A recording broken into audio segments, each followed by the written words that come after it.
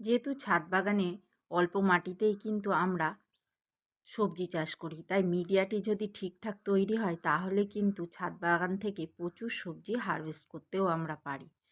তাই অর্গানিকভাবে কিভাবে আপনারা গাছের মাটি তৈরি করে নেবেন, তো সেটা আজকে আপনাদেরকে দেখিয়ে দেব। তো এইভাবে যদি আপনারা মাটি তৈরি করেন তাহলে কিন্তু আপনাদের গাছের গ্রোথও ভালো হবে আর প্রচুর কিন্তু ফলনও পাবেন। তা আমি অনেকবারই আপনাদেরকে দেখিয়েছি। তো ঘরোয়া উপায়ে আমি কিছু মানে মিডিয়াটি তৈরি করে নেব। তো মিডিয়া তৈরি করার জন্য অবশ্যই আপনারা বেশি ঘরোয়া উপাদান ব্যবহার করবেন, যেগুলো আমরা ফেলে দিয়ে থাকি।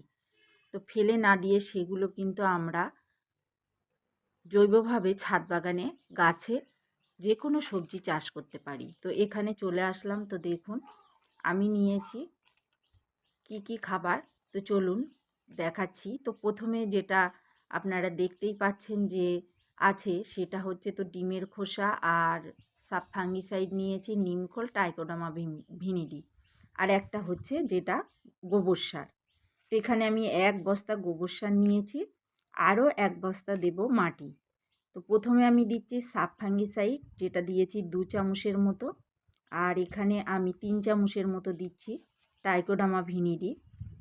কারণ মাটিটা কিন্তু আমরা রেস্ট দিতে পারবো না, যার কারণে আমাদের খাবারের পরিমাণটা একটু বেশি দিতে হবে। তারপরে দেখুন আমার হাতে আছে ডিমের খোসা। তো এখানে আমি 2 কিলো পরিমাণে ডিমের খোসা নিয়েছি।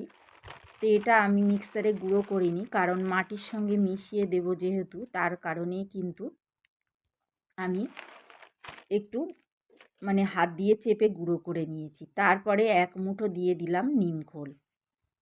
আর এই যে এখন লতানো জাতীয় গাছ হবে, তো বন্ধুরা আপনারা কার্বোফিনোডান অবশ্যই মেশাবেন। আমার কাছে নেই, মেশাতে পারলাম না, তবে যখন বীজ আমি বসাবো তখন কিন্তু আমি এখানে কার্বোফিনোডান মিশিয়ে দেব।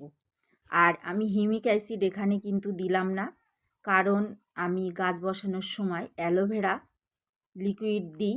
যে কোনো গাছ বীজ বা চারা রোপণের সময় কিন্তু আমি দিয়ে থাকি। তো আপনারা কিন্তু এইভাবে দেবেন। তারপর বেশ কিছু বড় হলে কিন্তু আমি তখন হিউমিক অ্যাসিড দিয়ে থাকি। তো এখানে দেখুন আমি যে বেডের মাটিগুলো আছে সেগুলো নিয়ে আসলাম। তো এই মাটিটা দিয়েই গাছ এখন তৈরি করব। তো প্রথমে ঝুরঝুরে করে নিতে হবে। তো ঝুরঝুরে করে নিলে তাহলে কিন্তু এই মাটিটা আর চালার প্রয়োজন নেই, কারণ মাটিটা হচ্ছে আমি কিন্তু সবজির খোসা দিয়েই বেড রেডি করি। এই যে আমি মাটি